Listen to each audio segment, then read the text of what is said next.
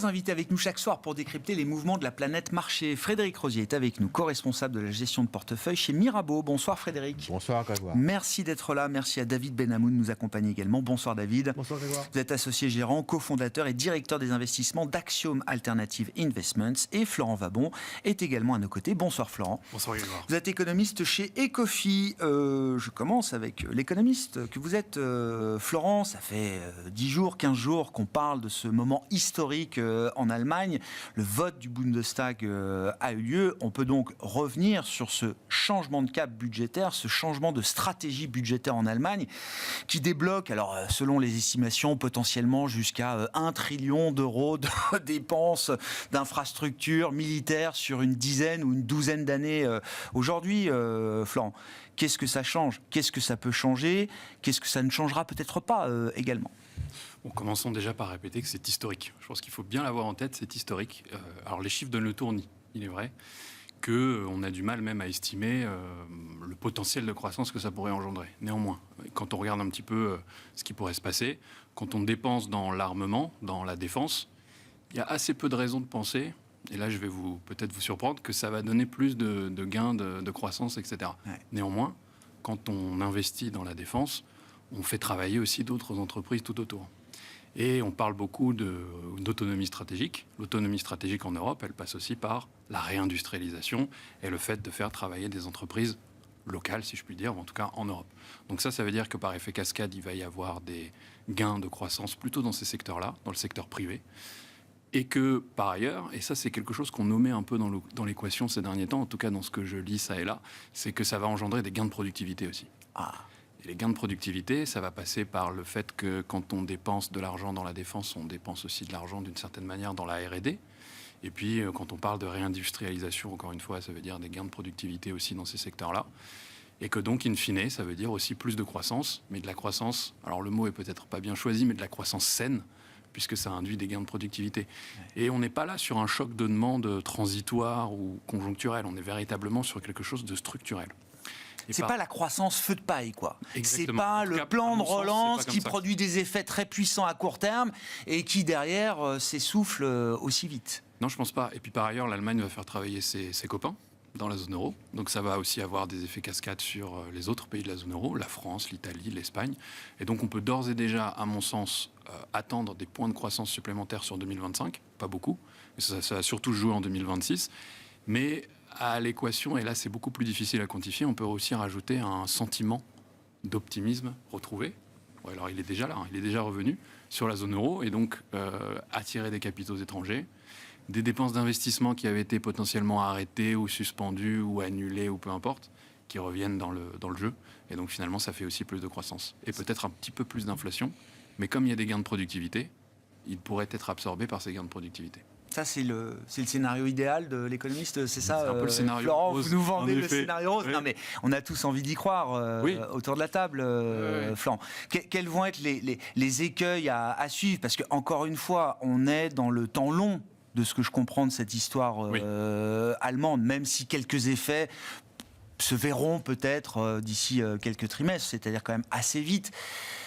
La question de la gouvernance, des plans de relance, des plans de soutien, des plans de dépenses d'infrastructures est une question permanente en Europe. Beaucoup des plans d'infrastructures qu'on a su monter, d'ailleurs, à l'épreuve de la crise Covid ou à l'épreuve de la crise souveraine, sont des plans qui ont toujours un peu de mal à aboutir dans la dernière ligne droite. C'est vrai. Alors je pense qu'on peut quand même faire confiance aux Allemands, puisqu'ils sont orthodoxes d'un point de vue budgétaire, et on peut espérer qu'effectivement, s'agissant des dépenses, ils vont être à l'opposé. Donc je pense qu'on peut faire confiance aux Allemands là-dessus, surtout que dans le plan qui a été voté aujourd'hui, il n'y a pas que le secteur de la défense qui est concerné. Il y a aussi tout un pan sur la décarbonation de l'économie, l'investissement dans les infrastructures vertes, enfin les infrastructures de manière générale, et donc ça aussi c'est plutôt des gains de croissance à espérer, et je pense qu'il faut faire confiance aux Allemands. En revanche, là où vous avez raison, c'est sur l'Europe, puisque l'Europe a aussi annoncé un plan, le fameux ReArmEU, qui sont des mécanismes d'incitation pour que les États membres de la zone euro investissent dans le secteur de la défense. Là, sur la base de leur propre budget. Exactement. Alors, il y a des mécanismes d'incitation pour que ça sorte des règles, etc., ou que ça soit facilité. Cela dit, il y a quand même des freins budgétaires et des freins politiques. Ouais. Je pense à l'Italie, je pense à la France, bien entendu, potentiellement aussi à l'Espagne.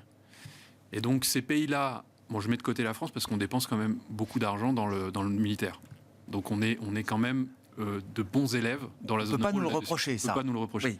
En revanche, l'Italie et l'Espagne, c'est beaucoup moins, en proportion. Et donc, de ce point de vue-là, ça va peut-être être un petit peu plus difficile à déployer dans ces pays-là.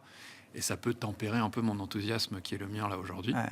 Mais néanmoins, comme j'étais déjà très optimiste en début d'année sur la zone euro, je le suis encore plus. Un optimisme et comme carré, on vit un moment historique, je laisse éclater le... Mais vous avez droit, mais je crois qu'on a tous le droit quand même. Ça fait 15 ans qu'on attend ça, pour certains en tout cas. Je ne dis pas que tout le monde attend ça, mais en tout cas, ceux qui croient au projet européen attendent ça depuis longtemps. Un mot de ce que ça change pour les actifs financiers, et je pense notamment à l'actif sans risque ultime qu'est le Bund, la dette souveraine allemande, qui a pris un petit pain.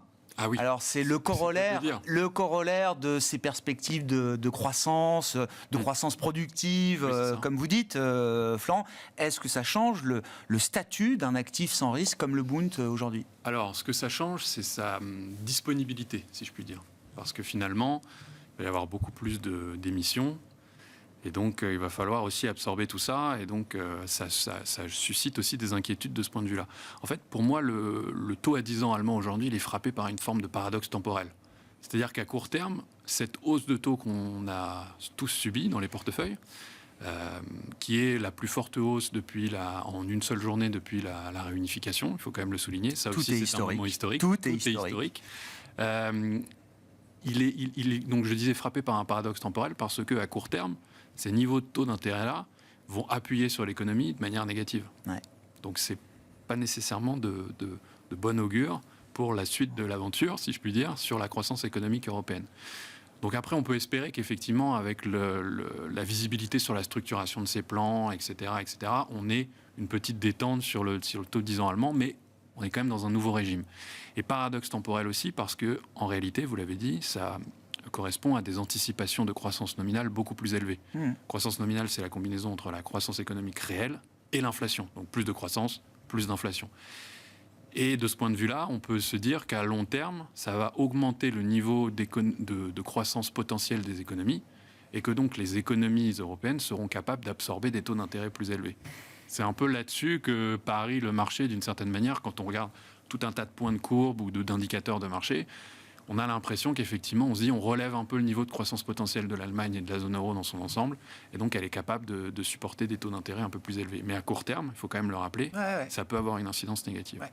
Bon, on verra, effectivement, il y a un intervalle à gérer, et de ce point de vue-là, les attentes reposent à nouveau sur la Banque Centrale Européenne, j'imagine. On verra lors de la prochaine réunion comment les choses évoluent de ce point de vue-là. Il y a encore des baisses de taux prévues devant nous par la Banque Centrale Européenne et endossées, j'allais dire, par le marché. Qu'est-ce que cette histoire allemande change pour l'investisseur, pour le gestionnaire d'actifs ? Très bonne nouvelle, parce que certains parlent même d'un point de croissance en Allemagne, sachant que l'Allemagne était quand même à l'arrêt depuis maintenant 2 ans. Qu'en Europe, 0,3-0,4% de PIB sur longue période, parce que vous parlez d'un trillion, on entend même parler d'1,5 trillion potentiellement. Sur 10, 12 ans, oui, bien sûr. Et ce qui m'intéresse là-dedans, dans ce plan, c'est qu'il est très européen. Parce que lorsque vous faites une relance classique, on va dire, soit budgétaire, soit monétaire, et vous redonnez du pouvoir d'achat, on a parlé par exemple à un moment donné l'hélicoptère monnaie, ça va à l'extérieur. Là, c'est des dépenses qui sont drivées 100%. On peut espérer, on espère quand même qu'ils ne vont pas se mettre à acheter des F-35 après ce que nous a fait Trump. Mais il faudra quand même qu'on... Enfin, dans l'intervalle, c'est un peu... je rejoins un peu le paradoxe temporel édicté par Flan. En attendant qu'on élargisse notre base industrielle et technologique, comme ils disent, il faudra bien qu'on aille chercher toujours des fournitures ailleurs. Oui, et d'ailleurs, c'est très intéressant parce que vous parlez des valeurs de l'armement qui ont fait des croissances exponentielles depuis le 1er janvier, Thales, Leonardo, Rheinmetall, bref, beaucoup, mais est-ce qu'elles sont en capacité de répondre à ces enjeux de hausse de production ? Sans doute pas, c'est pour ça qu'elles montent autant, peut-être. Voilà, et dans ce choix choix qu'on doit faire dans l'investissement et si on doit taper dans l'armement, aujourd'hui, il y a peut-être qu'Airbus qui est capable de monter en puissance, qui a la capacité industrielle de monter en puissance, mais c'est vrai qu'à part celle-là, est-ce que les autres sont capables de remonter à cette ambition qui est quand même colossale de productivité pour les entreprises de l'armement? Donc il y a un avantage parce que les investissements vont être majoritairement en Europe, contrairement, et l'argent ne va pas sortir de la zone, ou très peu de la zone, donc ça c'est un facteur favorable, c'est un facteur de soutien. Et attention aussi, dans les plans qui sont annoncés, on parle de 100 milliards pour l'économie verte en Allemagne. Mais il y a aussi hausse des salaires également minimum qui sont prévus par le projet. Donc là, on parle de hausse significative quand même du salaire minimum. De mémoire, c'est quasiment 20% de hausse. On passe de 12 à 15 euros. Donc ça veut dire que l'allemand reconsomme derrière. Donc ça peut être un vrai booster et vraiment, pour moi, un changement... Game changer. Un game changer colossal parce que finalement, l'Europe s'en est pas trop mal sortie sans le moteur allemand. Si le moteur allemand se met en marche, il y a de quoi quand même être relativement... confiance sur la zone. Ça veut dire qu'on n'est plus une zone ininvestissable aux yeux de certains investisseurs globaux, anglo-saxons par exemple. De toute façon, les flux ils sont inversés de manière considérable ces derniers temps. Et on est dans une vague de déconcentration de l'investissement. Donc on sort des Magnificent Seven, on en parlait tout à l'heure. Et les flux sortent vers les États-Unis, vers une zone qui est sur des plans de relance, avec des taux d'intérêt qui baissent, avec une stabilité relative, mais stabilité politique. Si on coche finalement tous les points, c'est l'inverse de ce qui se passe aux États-Unis au moment où on se parle, c'est-à-dire la croissance, on va la revoir à la baisse, on a une instabilité politique incarnée par M. Trump et Elon Musk, et les taux d'intérêt, on est incapable de dire au moment où on se parle s'ils vont baisser ou ils vont monter. Donc quand je suis investisseur, la visibilité, pour le coup, aujourd'hui, on l'a plutôt en Europe plutôt qu'aux États-Unis. Ce qui est intéressant également dans cette histoire européenne, David, je me tourne vers vous. Alors, l'expertise originelle d'Axiom Alternative Investment, c'est l'analyse du secteur bancaire et l'investissement dans le secteur bancaire, que ce soit en equity ou en dette. Et c'est vrai qu'aujourd'hui, et depuis plusieurs années maintenant, quand on achète l'Europe, on achète les banques. C'est le secteur en surperformance depuis 4-5 ans maintenant. C'est le secteur leader, le secteur fort qui n'a jamais démenti depuis 4 ou 5 ans. On a des secteurs forts qui deviennent faibles, d'autres qui sont faibles et qui deviennent forts. Depuis 4 ans, il y a quand même une grande homogénéité dans la performance et la surperformance du secteur bancaire par rapport au reste du marché européen. Quand on achète l'Europe, on achète des banques. Tout ce qu'on vient de raconter là, c'est bon pour l'Europe et c'est bon pour le secteur bancaire, David ? C'est bon pour le secteur bancaire parce que ce qui s'est produit sur le secteur bancaire européen jusque-là, c'est qu'on a vécu une phase de reconstruction, je dirais, d'une dizaine d'années. Mais avec des taux négatifs. Donc les bilans ont été nettoyés, la qualité d'actifs est beaucoup mieux, on a réduit les prêts non performants, etc. Les banques ont été sous contrainte de coûts, il a fallu gérer en gagnant moins d'argent, donc il a fallu être plus efficace. Et puis, les taux sont repartis, ont retrouvé le territoire positif en 2022. Et ce qui fait que les banques se sont remis à recaler, entre guillemets, le profil de profitabilité à des niveaux très très différents. Donc là, depuis 3 ans, ce qui se passe, c'est qu'on n'a pas encore de vrai re-rating sur le secteur. Donc le secteur traite encore avec une décote à peu près de 35% par rapport au reste de la cote. Donc on est à peu près encore dans les niveaux du Covid. D'accord. Voilà. Ok. Mais la performance s'est fait largement sur la progression de l'earning per share qui a été multipliée par. Donc ce sont les résultats. Autrement dit, ce sont les résultats qui ont tiré les performances des banques. Exactement. Et des performances spectaculaires, de plusieurs centaines de pourcents sur quelques années. Oui, absolument. Mais c'est pas, disons que quand on est spécialiste, c'était pas non plus quelque chose d'étonnant ou d'extraordinaire, puisque on est parti d'un secteur en fait qui avait une partie importante de son chiffre d'affaires, peut-être 30-40%, qui avait disparu. Forcément, quand les taux repassent positifs, vous avez un nouveau chiffre d'affaires là, ça change à peu près tout. Et puis il y a plein d'effets aussi qui sont des effets long terme qu'on ne voit pas encore complètement arriver, mais qui sont clés notamment pour nos banques françaises. C'est que les stocks de crédit ont été originés pour la plupart sous la période de taux négatifs. Oui. Donc les marges sont petites. Oui. Et plus ça va. Plus on renouvelle ce stock. Voilà, plus on renouvelle ce stock, en fait, on chasse le mauvais stock, entre guillemets, par du stock plus rentable. Donc, elles sont de toute façon dans un cycle qui est vertueux et c'est vraiment encore renforcé. On vient de passer les résultats du 4e trimestre. Ce qui avait très impressionnant, c'est la confiance en fait des managements. C'est-à-dire que les guidance en fait indiquées sur le secteur sont assez impressionnantes, avec pour certaines banques des retours sur fonds propres qui dépassent à nouveau les 20%. Il y a une forme d'hubris là qui s'empare du secteur. Enfin, vous dites les objectifs deviennent quoi? Très ambitieux, peut-être même déconnectés de ce qu'on pourrait avoir à un certain stade?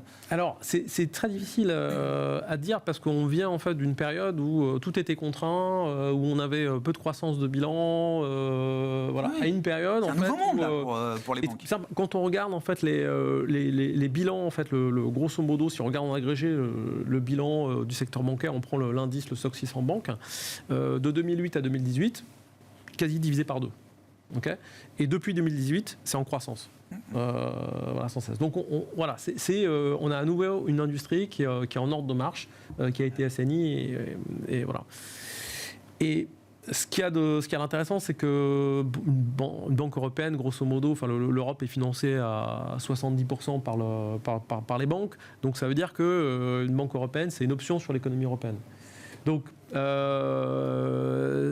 du coup, c'est assez intéressant parce que pour l'instant, on a eu la réallocation, et on le voit dans les sondages investisseurs, on a eu la réallocation au secteur bancaire, sur les mérites du secteur bancaire jusqu'à il y a quelques semaines.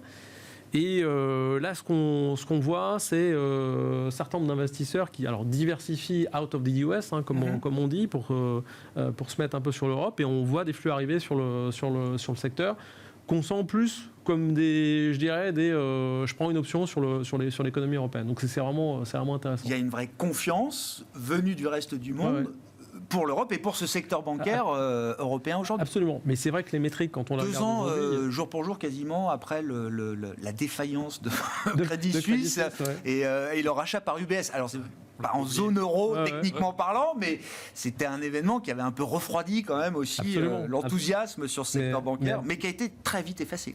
Très vite effacé, et c'est vrai qu'à l'époque, donc, on avait des décotes qui étaient légèrement plus importantes, mais c'est en même temps, on a toujours aujourd'hui un secteur, si vous regardez la tangible book accretion, c'est 12%, dont 9 payés en cash, entre dividendes et share buyback. Ça, David? Tout simplement, c'est grosso modo, le gain, si vous achetez le secteur bancaire aujourd'hui, c'est 12% par an sur les 2 prochaines années, dont 9 payés en cash. Dividendes pour l'actionnaire, c'est le retour qu'on peut imaginer, espérer pour l'actionnaire. C'est-à-dire qu'on a accumulé en Europe déjà énormément de capital, mais beaucoup plus que partout ailleurs, parce qu'on est très très prudent, on a des régulateurs qui sont très très sérieux et qui veulent que les crises soient adressées avec le maximum de sécurité.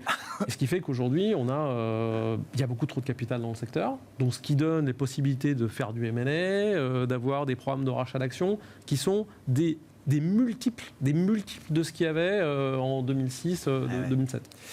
Donc, bien sûr, on va continuer d'en parler, mais Frédéric, c'est un secteur que vous aimez bien. Alors, autre comparaison que j'ai vue, depuis janvier 2022 à aujourd'hui, donc ça fait 3 ans révolus, si on prend le secteur bancaire européen comparé à la performance des Mag 7, c'est pas rien, aux États-Unis, c'est le secteur bancaire européen qui fait mieux. Non, mais... Unicredit, je répète toujours, mais mieux que Nvidia sur la période. Et ce qui est forcé de constater, d'ailleurs, c'est les pays qui sont en bonne santé en termes de croissance. C'est les banques de ces pays qui marchaient le mieux, finalement. Italie et Espagne. Tout ça. Alors, en plus, il y a la pontification de la courbe de taux aussi, qui aura une incidence aussi qu'on est en train de vivre, dans le métier de la transformation monétaire des banques. Et ça, on fait ça dans un contexte où, finalement, dans l'Union européenne, on n'a toujours pas fait ce qu'on souhaitait faire. C'est-à-dire qu'il manque un pilier. Et on en parlera tout à l'heure avec l'histoire de Commerzbank. Mais il faut bien comprendre qu'on a mis, effectivement, tout ce qui est nécessaire, finalement, à la surveillance, à la protection. Mais aujourd'hui, par exemple, dans ce qui manque encore, c'est quid de la garantie des dépôts, par exemple, sur des opérations transfrontalières. Qui est responsable? Qui va payer en cas de défaut? Donc, il nous manque malgré tout un des piliers qui pourrait accélérer encore le secteur, notamment dans ces grands mouvements de fusion-acquisition. Donc, on marche finalement sans cette histoire-là qui pourrait venir. Donc il y a d'autres catalyseurs potentiels encore devant nous. On n'a pas épuisé toutes les réserves de Là, on parle de l'opération la plus importante depuis potentiels. 15 ans dans le secteur bancaire. On a vu énormément d'opérations locales, mais rien finalement en transfrontalier. Donc si on part dans ce système-là, avec je répète, une croissance en Europe et derrière une pontification de la courbe de taux qui redonne en plus de l'aisance sur les banques, oui, il y a encore vraiment du potentiel. Les taux de distribution, les banques aujourd'hui, c'est pas rare de trouver du 7-8% sur la plupart des banques européennes. Donc vous avez vraiment aujourd'hui de quoi bien jouer le secteur et surtout bien jouer l'économie européenne. Bon, allons-y, David, sur Unicredit Commerce. Le dossier est en cours. La BCE a autorisé Unicredit à monter jusqu'à 29,9% de Commerzbank. Quelle est la probabilité que l'opération finisse par aboutir un jour ? Alors, ça devient une opération quasi politique parce que entre le moment où André Horchel en fait a mis son premier ticket dans Commerce et aujourd'hui, ça a beaucoup monté. Donc, donc ça soulève d'ailleurs quelques questions aussi, les autres mouvements qu'il a fait. Donc, un mouvement sur BAMI, qui est la réunion des deux banques populaires milanaises. Voilà, on a du mal à suivre ça. Il est en M&A sur tous les fronts là. Il est en M&A, il prend des options. C'est son job. Sur les différents. C'est un bon voilà. pour ça, quoi. Donc, ce qui va être intéressant, c'est de voir la position de M. Merz, puisque alors on sait que dans la campagne, la rumeur disait qu'il était assez hostile en fait au rapprochement pour l'instant. Alors, pourquoi ? Je crois qu'on n'a pas encore bien compris. Il ne nous a pas dit dans la campagne qu'il ferait sauter le debt break non plus. Voilà. Hein. Donc, c'est ça. Finalement, en fait, il a l'air d'être assez pragmatique. Or, c'est vrai que on souffre en fait en Europe d'avoir des banques de taille trop petite, qui sont sous-optimales. Et ce qui, alors on l'a vu, et puis on a une régulation aussi qui est beaucoup plus stricte que celle qu'on a outre-Atlantique, mais ce qui fait qu'on a un problème de compétitivité. Et ce problème de compétitivité, il est lié pour part à notre philosophie réglementaire. C'est ce que vous disiez. Oui. Mais il est aussi lié à la taille des banques. Et ça, je crois qu'il faut qu'on passe au-delà de problématiques nationales, parce qu'en réalité, c'est ce qu'on voit se jouer dans les discussions entre, en tout cas, sur le cas Commerce Unicredit. Et je pense que 2025 va être probablement en fait un tournant ou pas, mais un tournant potentiellement intéressant et très important. Ouais. Je suis 100% d'accord avec vous. Mais vous dites là sur le dossier Unicredit Commerce, André Horchel à la tête d'Unicredit a d'autres options M&A en cours, donc il n'est plus uniquement sur Commerce, et c'est vraiment le facteur politique en Allemagne qui fera basculer le dossier dans un sens ou dans l'autre. Ça restera soit une participation financière, soit ce sera un marchepied pour une acquisition totale. Je pense parce qu'il a plusieurs chantiers. D'abord, il a un chantier local qui est que Unicredit est une banque qui est un peu trop corporate, notamment par rapport à Intesa. Donc il faudrait qu'il change je dirais le profil bancaire Unicredit. Donc les acquisitions comme BAMI, c'est une très bonne option. Montepaschi, c'était aussi une bonne option. Je pense qu'il a peut-être un peu raté la phase intéressante. Et en même temps, les ambitions européennes, créer une banque européenne. Et ce qui est aussi intéressant, c'est que en fait, Unicredit, aujourd'hui, c'est probablement la banque la plus européenne, parce qu'on pense que c'est une banque italienne. Oui, c'est la plus allemande des banques italiennes, voilà. Mais bien sûr. Hypo-Vereinsbank, c'est une part significative de l'Allemagne par cœur. C'est bien organisé. Et donc, voilà. Ouais, bon, on verra si on a un étage européen bancaire qui se construit à travers une opération aussi symbolique et plus que symbolique entre Unicredit et Commerzbank. Oui, la dernière grosse opération, ça avait quoi, BNP Fortis, c'est ça, au tournant de au lendemain de la crise financière. La meilleure opération du siècle. Hein. Non, mais bon, voilà, 15 ans après, on pourrait avoir un nouvel étage de la fusée bancaire en Europe. Venons-en à la Banque Centrale Européenne, Florent.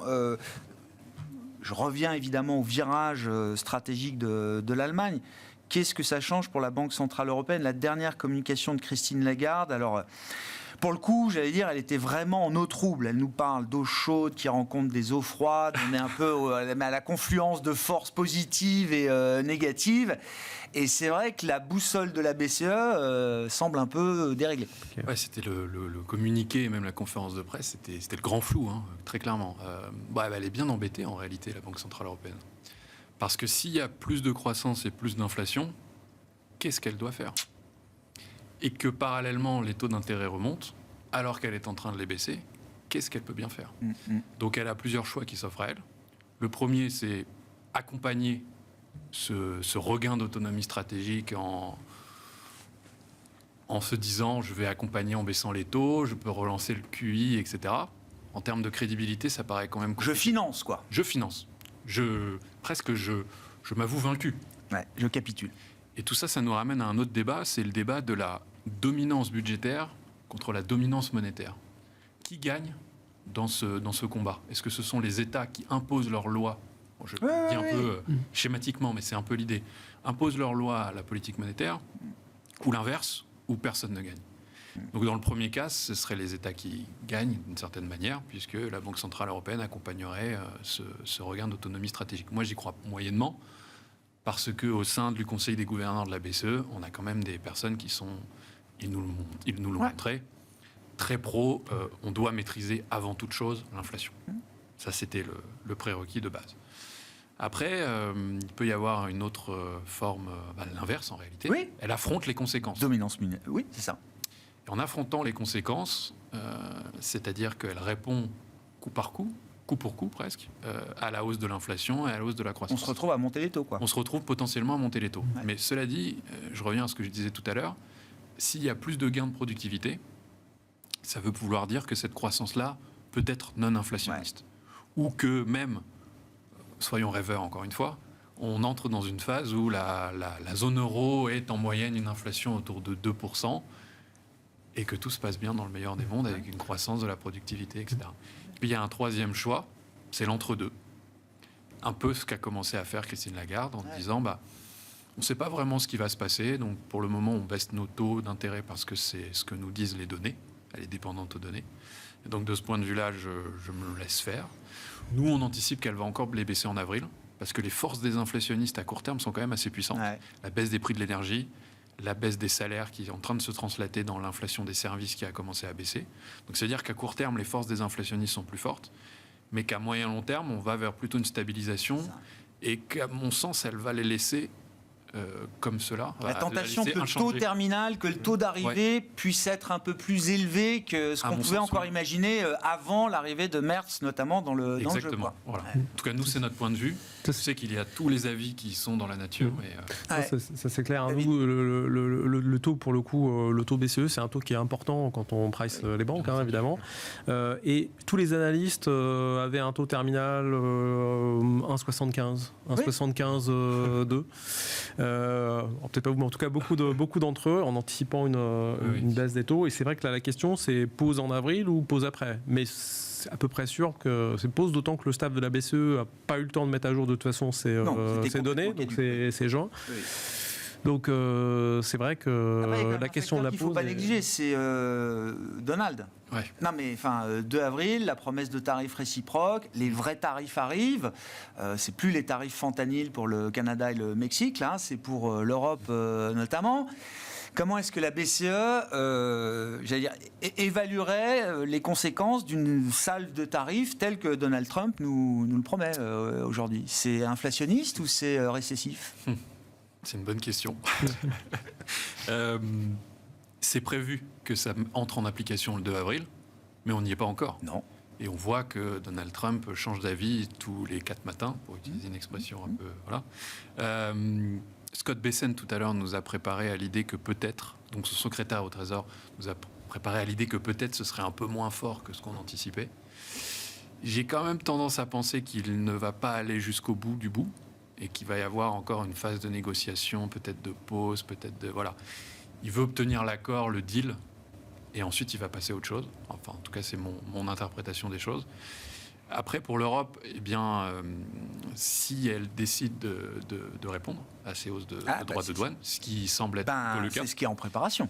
Ça veut dire que l'inflation augmente d'un coup d'un seul, sur un certain nombre de produits, que théoriquement, les banques centrales ne doivent pas répondre au choc d'offres, mais on se souvient de Covid, la fameuse inflation transitoire.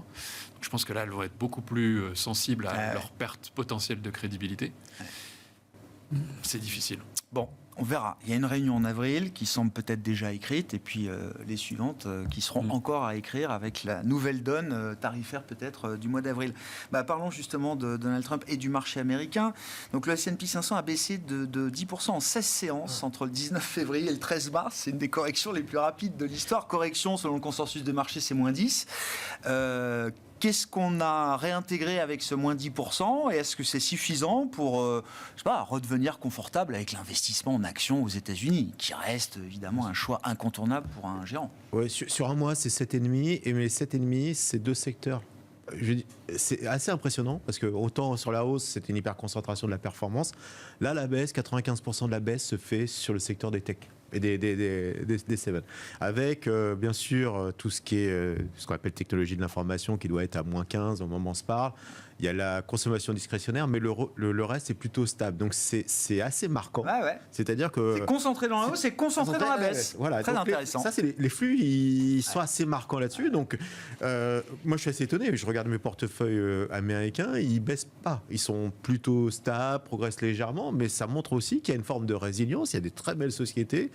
Prenez Warren Buffett qui a 350 milliards de cash, l'action se comporte très très bien. Il y a beaucoup d'entreprises qui finalement sont assez résilientes, mais la baisse effectivement elle est concentrée. Alors ça nous marque parce que c'est des facteurs. On est là, je crois qu'on est à 2000 milliards de baisse, de perte de capitalisation par rapport au point haut. 2000 milliards. C'est astronomique. C'est un PIB, quoi. C'est un PIB d'un pays européen. Donc c'est très très impressionnant. Ça a été très très vite. Alors que, au moment où on se parle, lorsqu'on regarde un peu la croissance des bénéfices, ces entreprises, ça va être sur l'année, on va être à peu près une moyenne de 16% de croissance des bénéfices. Il est solide ce chiffre ou pas, là, encore aujourd'hui? Parce que ça fait des années dans cette phase d'exceptionnalisme américain où la croissance, la productivité américaine ont masqué, j'allais dire, tout le reste. Il y a eu aussi une révision permanente à la hausse des anticipations de bénéfices, et justifiée jusqu'à présent. Est-ce que là, on n'est pas à un point d'inflexion? Sur les technologiques, pour l'instant, elle n'est pas remise en cause. D'accord.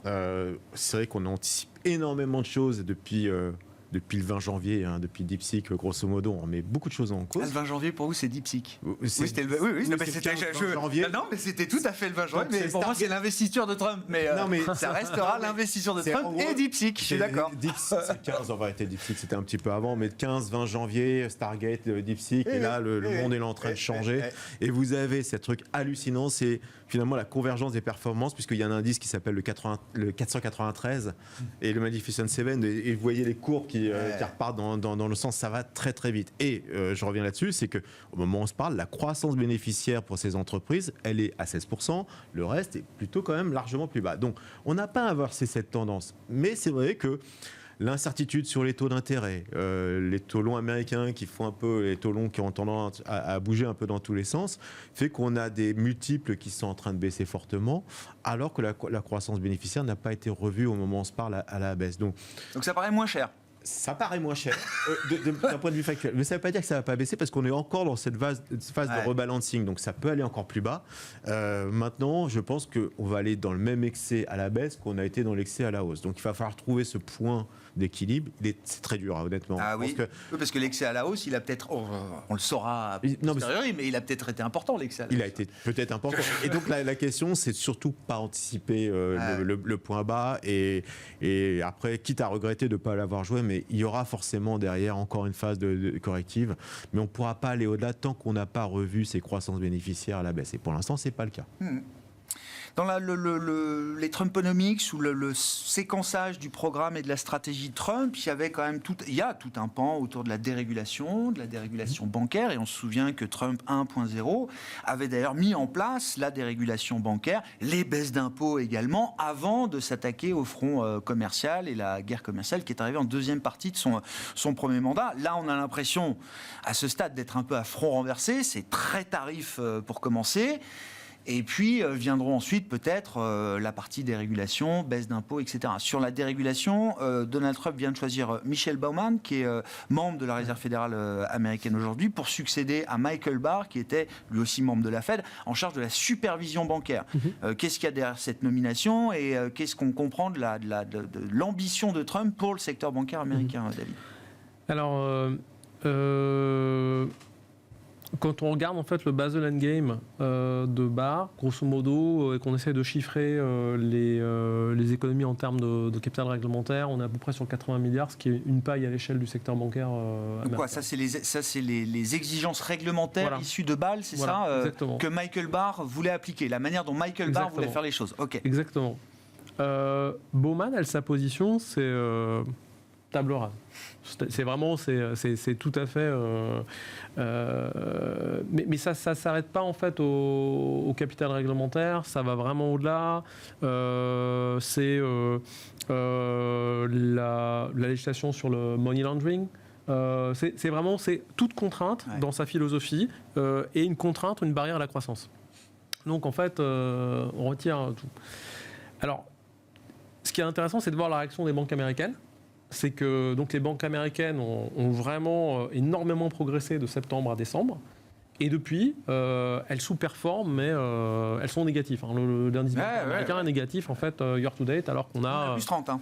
Voilà. Europe. Donc c'est quelque chose qui est tout à fait étonnant, comme si le sentiment qu'on a, nous, en tant que spécialistes, c'est que ça déroute les investisseurs, parce que le secteur bancaire est un secteur qui a besoin d'être régulé, qui est aussi un outil politique. Si vous voulez financer plus ou moins tel secteur, il suffit de tweaker les contraintes de capital réglementaire pour diriger les canons vers tel ou tel secteur.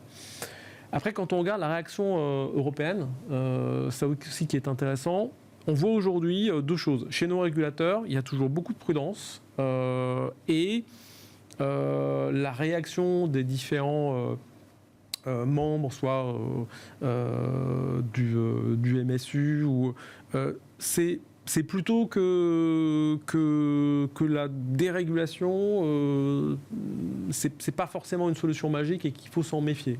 D'accord. Mais après, quand on regarde la position des politiques, et là c'est intéressant parce qu'on voit, je trouve qu'à plein d'égards en Europe, on a un vrai changement de cycle sur plein de choses. C'est assez incroyable.